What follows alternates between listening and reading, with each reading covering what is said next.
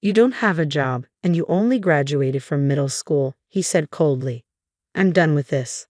I'm not going to let an old woman like you keep using me. Pack up your things and get out. I've put up with you long enough, so be grateful. In other words, you want divorce, don't you? His voice rose with indignation. Don't come crawling back to me. You should understand what I mean. If you need me to spell it out, let me be clear, you're just not smart enough to get it. He turned to leave, a look of contempt on his face. Are you planning to divorce me and marry my sister instead? He added, his tone sharp. She stared at him in shock. Her name was Jane. She lived with her husband Tim, who was 5 years younger than her. Jane's younger sister, who had gone to college with Tim, was the reason Jane had met her husband. Jane and Tim had 2 children, both of whom were now grown and had families of their own. As Jane reflected on her life, she thought about the past and the challenges she had faced.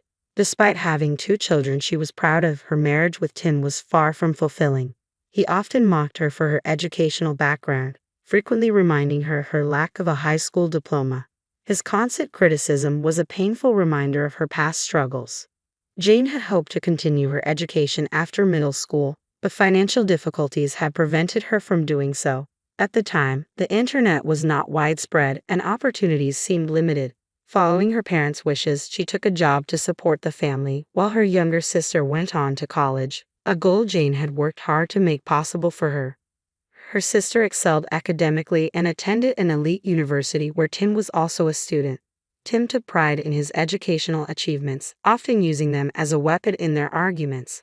When they first met, he had never shown any disdain for her background, but as their marriage progressed, his attitude changed. At first, Jane felt immense joy when they married and had their first daughter, but that happiness gradually faded. It was common at that time for people to leave their jobs after marriage, and Jane's sacrifices seemed to be overshadowed by the growing distance between her and Tim. I had planned to quit my job to focus on our child, but my husband was adamant that I continue working full-time while also managing the house and raising our child. When our first son was born, he quit his job, expecting me to take on all the household chores and childcare responsibilities. I had hoped that with him at home, I could become a housewife and concentrate on our home duties. However, he did nothing to help. I was left juggling housework and childcare alone with no support from him. I thought at least if he wasn't contributing at home, he could at least bring in some income. The thought of raising 2 children on my own was overwhelming, and financial worries were mounting. 6 months after he quit his job, I suggested it was time for him to find work. Hey, it's time for you to get a job, I said. His response was dismissive. Who do you think you're talking to? You're the only one here. It's been 6 months. Are you going to stay unemployed? You think you can just tell me what to do? Oh, not again, he scoffed. Unlike you, who only graduated from junior high school, I'm someone greater. I'm sure you'll get your final goal soon. If I want a job, I'll get one. And you don't get to dictate what job I should take. I'm capable of choosing my own path, he continued, his tone condescending. Well, then pick a job, I challenged. I can't, he admitted. There's no job I want to do. Despite his prestigious university degree and academic prowess, he was utterly incapable of earning a living. His degree, while impressive, seemed to be nothing more than a decoration if he wasn't going to use it to contribute to our family. Then at least do something for the family, I pleaded. He was infuriatingly dismissive. What kind of idiot do you take me for? It's ridiculous to expect me to do that. It's you who gave birth to the children, so you should be grateful. I've stayed in this marriage for years due to the circumstances of our time. Back then, divorce carried a heavy stigma. In our generation, people would stab you in the back if you divorced. And it wasn't just the mother who faced backlash. The children became targets for unwanted rumors as well. I never wanted that for them. But now, with my children grown up, I feel it's finally time to cut ties with him. As I approach retirement, the idea of a divorce feels like a fresh start. Just thinking about it makes my future seem brighter. I've been studying for my high school equivalency exam in my spare time. With the kids out of the house, I've had more time to focus on my studies, and I'm proud to say that I passed the exam. I hadn't shared this news with my husband. I know he would just make fun of me. Recently, I received an acceptance letter. My sister called me to check in. Hey, how's it going? I'm on my way over. You're home, right? Yes, I'm home, I replied. Okay, I'm at the station. I'll be there in about 10 minutes. Before I could respond, she hung up. True to her word, she arrived 10 minutes later. What's wrong? How's your husband? She asked. We're divorced, I said simply. What? When? It was about 6 months ago. I didn't realize I hadn't mentioned it. I said, by the way, do you have an extra room in your house? No, we don't, she replied. Yes, you do. The kids are all grown up. Yes, but we keep their rooms available in case they want to visit, she explained. The guest room is empty though. Well, I'll stay in the guest room then. Okay, I'll start living here from today. Wait a minute, isn't that a bit sudden? No, it's not. I've already got your permission, she said. That's right, I added. I told her to come over if she needed help. At that moment, my husband walked in from the convenience store. Why did you decide this without discussing it with me? He asked, looking puzzled. It's strange, I said. Your sister is in trouble. You should help her. You know, this is why people with only a middle school education can be so clueless, he retorted. Judy's always been like this. Even though I can't stand her sometimes, she's still family. It makes me bitter, but I can't deny that. After that, Judy moved in with us. I was the only one working in the household while Judy and Tim did nothing all day. If you're going to stay at someone's place, you should at least contribute. Why isn't Tim doing anything or contributing? I asked. Oh, Jen, Judy said dismissively. You must have had a hard time after graduating from middle school. You're just obsessed with money. I was shocked when I saw Judy and Tim starting to go out together. What troubled me the most was their behavior toward each other. They acted as if they were lovers. I couldn't believe they were oblivious to how it looked, but it seemed that they were, or worse, they simply didn't care. I knew I needed to get to the bottom of this. It wouldn't be surprising if they were in a relationship, given their lack of common sense. I hired an investigator, and a week later, the results confirmed my suspicions. They were indeed having an affair. When I shared this news with my children, they supported my decision to get a divorce. With their backing, I felt a sense of resolve and no longer had any regrets. I decided to wait for the right moment to proceed with the divorce. During their absence, I began working toward a law degree. It all started when I was a janitor at a law firm. One day, an employee shared that he had passed the bar exam at the age of 69. I was deeply inspired by his determination and thought that if someone in their 70s could achieve such a feat, I could challenge myself too. As I approached retirement, I came home to find Tim and Judy with peculiar smiles on their faces. I need to talk to you, I said. What's up? Tim asked. You retired today, right? Judy said. That means you're unemployed now. How are you planning to support yourself?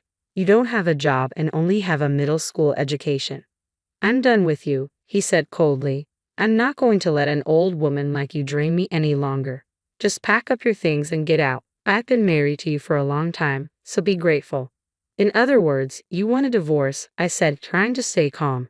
He responded with a high-pitched voice. Don't come begging me back. You know what I mean. Should I spell it out for you? You're just not smart enough to understand. Are you planning to divorce me and marry Judy? I asked. They exchanged surprised looks and started laughing again. You figured it out, then. Let's make this quick. I don't need you anymore. If you really don't want to leave, I might consider it if you get down on your knees. That won't be necessary, I replied, keeping my composure. I plan to divorce you when I retire, so this timing works perfectly for me. I pulled the divorce papers out of my bag. The two of them stared in shock, their mouths agape. Please, let's get this over with. I'm leaving, I said. How come you prepared the divorce papers? Tim asked, baffled. Because I've been thinking about getting a divorce, I explained. If I'm going to do it, now seems like the right time. I changed into my clothes one last time and said, hurry up. Let's get this done. Isn't it great that Jen is going through with this? Tim said, signing the papers hastily. Okay, that's everything, I said, and I checked his signature without hesitation. I could tell he didn't like my attitude. He continued to hurl insults, swearing at me. You're just a middle school graduate. You'll be dead soon, you know. I shrugged off his comments. I don't know about that. Please, both of you, I said, calling my children into the living room. Hold on to these papers so he doesn't tear them up. Got it, they said. You guys are really gross. You're the worst father ever, I told him. Graduating from a prestigious university might be an honor to you, but it hasn't done anything for your life. You're proud of your degree as if it's just a decoration. You've been employed your whole life. but that's really foolish, don't you think? What? He snapped. My daughter chimed in. You're really a dumb, unemployed old jerk. Okay, kids, that's enough. You're too honest, I said with a smile. I have proof of your affair, I continued. You'll pay for this. With that, I gathered my children and left the house. They had no money to offer, though they should have paid me a substantial sum for all the trouble they caused. It turned out they had borrowed money from a dangerous lender, which explains their financial predicament. I filed for divorce and became free. I could now focus on my studies. I worked part-time as a cleaner while studying diligently. My hard work paid off. I was accepted into the law school of my choice. After 4 years of intense study, I graduated and passed the bar exam, finally becoming the lawyer I had always wanted to be. My children, accompanied by their families, threw a small celebration for me. My life felt wonderful and fulfilling. However, I soon learned that my ex-husband and Judy were searching for me. How did I know? My ex showed up at my new home, asking for help. I heard my ex-husband crying outside, "Your sister Judy doesn't work at all. We have no money." I went to the kids. Of course they won't see me. What do you expect? You're just an idiot. You thought you'd be something great with your college degree, but all you have is a name. You've got nothing to show for it. Don't be stupid, I said. You're just trying to get on my good side. You're only a middle school graduate, and you're not even close to my level. Actually, I added, I just passed the bar exam. But anyway, if I fail, I'll be at the same level as him. Now you're asking for money from someone you used to mock. It's hilarious. Why do you live in such a nice place? He asked. I do because of my job, I replied. You work? He was puzzled. Yes, I do. I used to be a janitor at a law firm, I explained. Are you a private cleaner? He asked. Yeah, I said. I clean my own desk.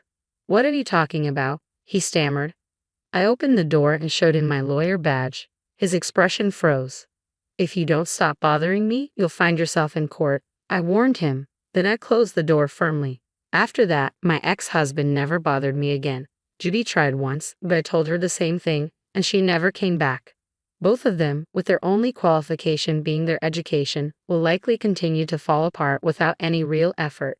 They seem destined to stay on their downward path. If you don't give up, anything is possible.